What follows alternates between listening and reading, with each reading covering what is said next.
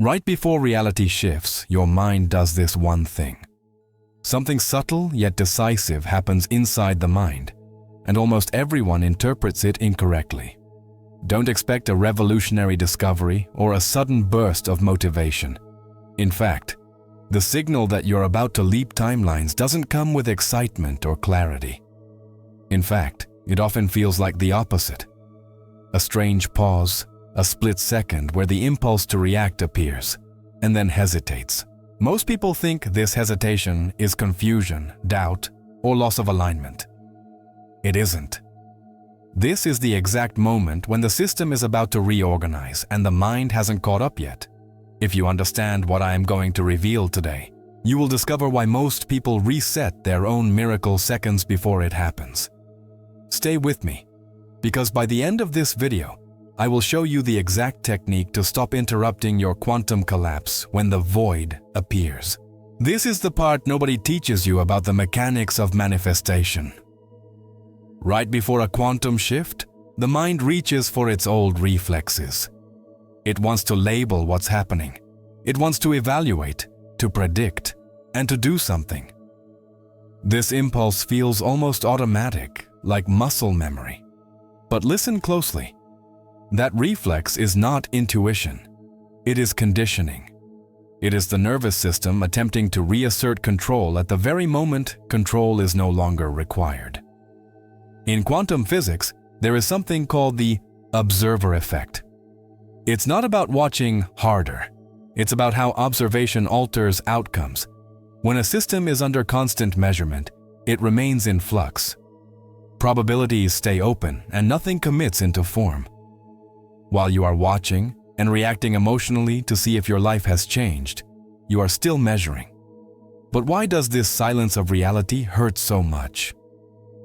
There is a neuroscientific reason why you feel like giving up right now. What if I told you your brain prefers a familiar failure over an unknown success? We are going to understand the prediction error.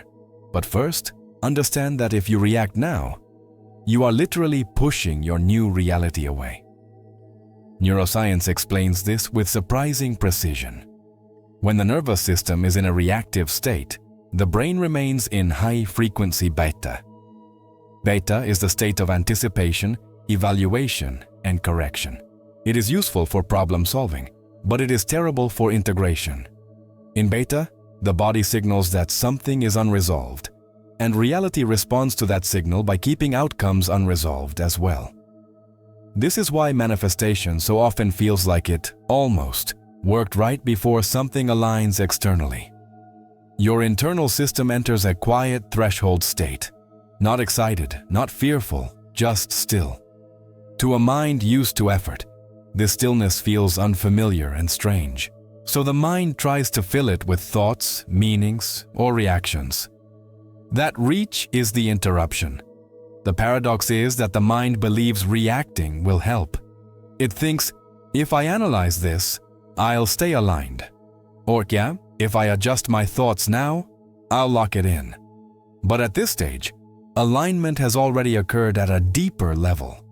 The future configuration is already influencing the present.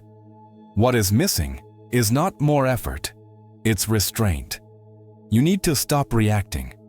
Not because reaction is bad, but because reaction is outdated at this point in the process. When a quantum shift is near, your identity is already ahead of your circumstances. The body senses this first. Then the nervous system slows, and suddenly you feel briefly disoriented. That disorientation is the gap between timelines. It's a moment where the old pattern hasn't fully dissolved, and the new one hasn't fully stabilized. If you react inside that gap, you anchor the old pattern again. If you don't, the system reorganizes on its own. Have you ever noticed that the biggest changes in your life happened when you gave up or weren't watching for them? It wasn't a coincidence. There is a technical mechanism for this, but be careful. The mind is polite and will try to convince you that you are being irresponsible. I will show you how to distinguish intuition from interference before you reset your process yet again. The mind reacts most strongly when it senses a loss of control, not necessarily when something is going wrong. The brain does not panic only in danger. It panics in transition. The brain is a prediction machine. For the brain, safety is not defined by pleasure or success, but by familiarity.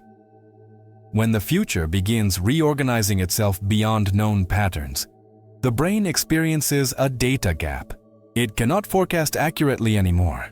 That's why, right before major breakthroughs, people often experience subtle urges to self-sabotage, distract themselves, or overthink problems that were already resolved.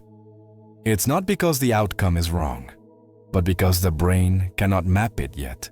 The old internal model no longer applies, and the new one has not stabilized. From a quantum perspective, this moment is extremely sensitive. Reaction is measurement. Measurement introduces noise, and noise keeps probabilities open. To react is to delay. Integration is what allows identity to shift without force. Real manifestation does not happen in excitement or exhaustive visualization, but in the absence of internal contradiction. A regulated nervous system does not chase outcomes. It remains present. And presence sends a specific signal to the field. Nothing is missing. This signal is rare. Most people broadcast wanting, urgency, or vigilance. Even when they believe they are aligned, their nervous system is still waiting. Waiting is a form of lack. Waiting tells reality that the present moment is incomplete.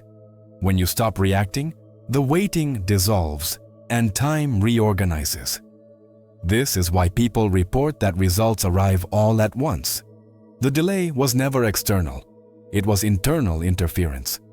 The mind hates this explanation because it removes control. It means you cannot force the last step. You can only refrain from interrupting it. In this phase, the mind won't react loudly. It reacts politely. It disguises interference as responsibility or intelligence. It whispers, "Maybe I should just check one more time," or "Maybe I'm missing a step." These thoughts feel reasonable, and that's exactly why they are dangerous. In quantum systems, collapse requires energetic consistency. If you oscillate between micro-adjustments, the field cannot commit because you, the observer, haven't committed neurologically. If you have been feeling this strange calm lately, this void where nothing feels urgent, congratulations. You are exactly on time. This is the point where awareness matters more than action. To anchor this awareness and signal to your system that you recognize the moment, do something simple. Not as a declaration of belief, but as an alignment. Write in the comments, "I let it settle." This is not to convince reality. It's to signal to yourself that you recognize the moment and you're choosing not to interrupt it. Once interference drops below a certain threshold, the system completes itself, whether you're watching or not. Real change doesn't arrive as a bombastic event. It arrives as a stabilization where nothing inside you is arguing with life anymore.